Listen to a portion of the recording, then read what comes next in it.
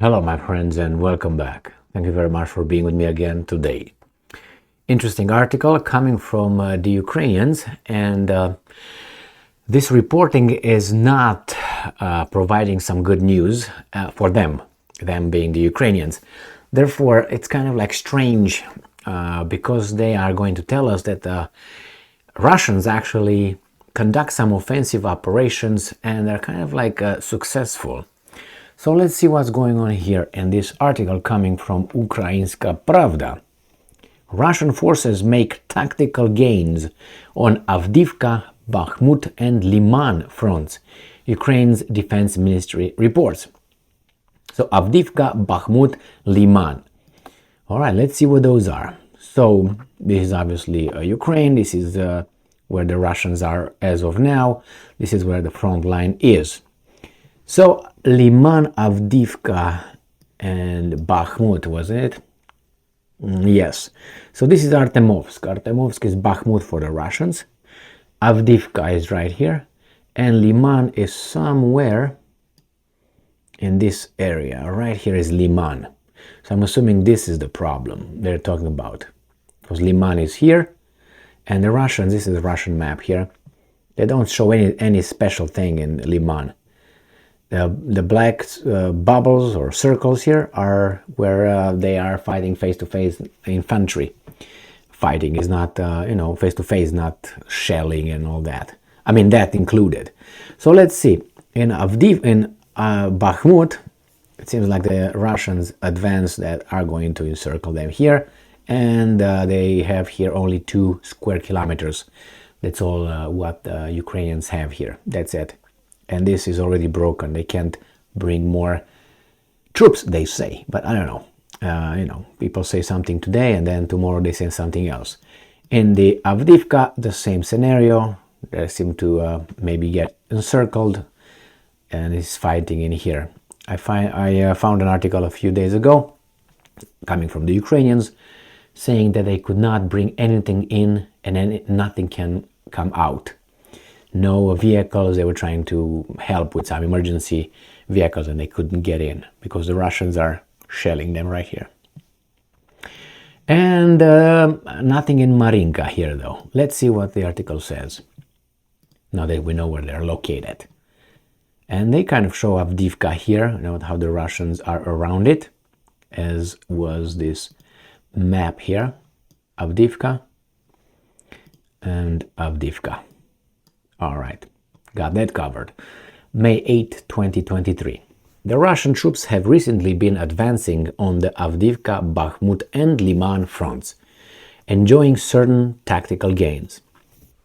Now, if they say, certain and, that you gotta multiply it by 3.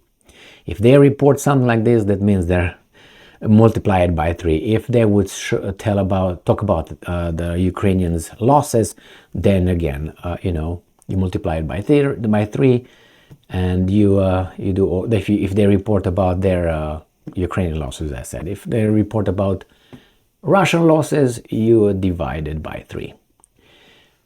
Quote: the enemy has recently been conducting offensive actions on the Avdiivka, Bakhmut and Lyman fronts, achieving tactical advances there.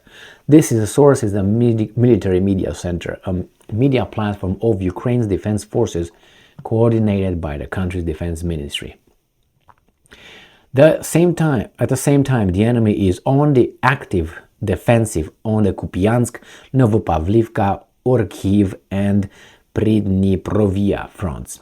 I don't know where these are. I know where Kupiansk is, but according to Russians, I don't see anything here to indicate that they're on the defensive. They are definitely shelled here, where the blue thing is. This is in Donetsk, so they're shelled here. It is according to Russians, so they don't deny that one. Here, the red ones is where the Russians shelled the Ukrainians, and here again in Kherson, this is where the Ukrainians shelled the Russian positions, probably trying to straight here, sprint to the Crimean Peninsula, right here. Now let's go back to the article. On the Donetsk front, Russian troops are reportedly focusing their primary efforts on capturing the cities of Bakhmut, Marinka, blocking supply routes to the city of Avdiivka. Marinka is the one in the south of right here that I showed you. Marinka right here, Avdiivka right here, Bakhmut right here. It's been like this for 7 months already. On the Tavria front, the Russian invaders focused their primary efforts on carrying out positional defense, preventing Ukrainian troops from securing the islands at the mouth of Dnipro River. Dnipro River is right here. This is the Dnipro coming here. And here is Kherson. And here is Kherson, and this is the mouth of the Dnipro River, this area. And right here. Now, the island, they say, I don't know, it's a little island here somewhere. That probably one of these little things. Not Tiagina, I know, maybe that one. Let's see.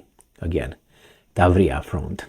So, mouth of the Dnipro, from securing the islands at the Dnipro River. Yeah, that's definitely this right here. The islands here. I don't see any others. So, let's go back here.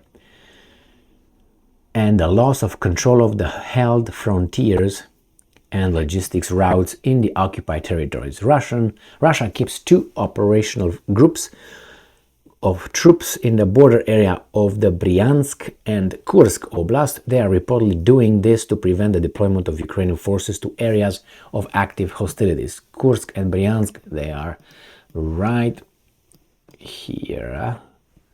Right here, Kursk, and this is Bryansk. And they keep some troops here to keep these guys, prevent them from going over there as if, oh, we're going to attack.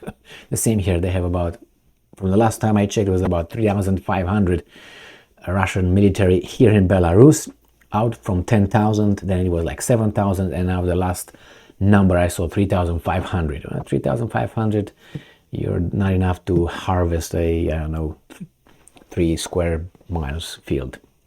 Anyway, this is it. The whole fight occurs here, and these little 3 things. They say Lyman, which is here somewhere, where this little thing is, right here. You see how this is Lyman. This is how they are trying to do everywhere they go. And this is another one that can happen, right here. And then they have Bakhmut. And then they have Avdiivka. All this will fall. I mean, it's hard to put them back unless you are supernatural, troops and ammunition and weapons. But coming from the Ukrainians, that means, as I said, this situation is more serious than they reported. Well, I'm waiting for that counteroffensive that might happen or might not happen. I didn't really like, it's not about me liking it or not, but when someone keeps telling, I'm going to do this, I'm going to do this, man, I'm going to do this. This is from a real life experience. I know, like the same, the dog that barks is not likely biting. The same with people. When they are starting threatening you, and I'm going to do this, I'm going to, hey, don't come closer, I'm going to do, I'm going to. Usually, if you need that kind of thing, it's not the same thing as, the calm, dark waters are dangerous. Murky water, not the clean, wavy. When we got waves, well, okay, I like waves. So the same here is. They talked about this counteroffensive, and we're gonna do this, and we're gonna do this. We're gonna liberate this, and we're gonna send the Russians over there. They're already talking what they're gonna do about Crimea. Crimea is gonna lose its after we liberate it, which is a done deal in their brain. Crimea is going to lose its special, autonomy. Because Crimea had a special autonomy while being in the Ukraine, part of Ukraine. A lot of people forget that, but anyway, Crimea is going to lose its autonomy and blah, blah, blah, blah. Okay, well, first to do it, and then we talk, okay? Because like this, I can say, I can do this, when I do this, when I do this, when I do this. Fantasies. Do it first and then. But hey, it's just a different mentality. So the same here. We're gonna do this. We're gonna do it first. Or do it. Do it. Thank you very much for being with me again today. Stay strong, stay smart, look for the truth, and be just.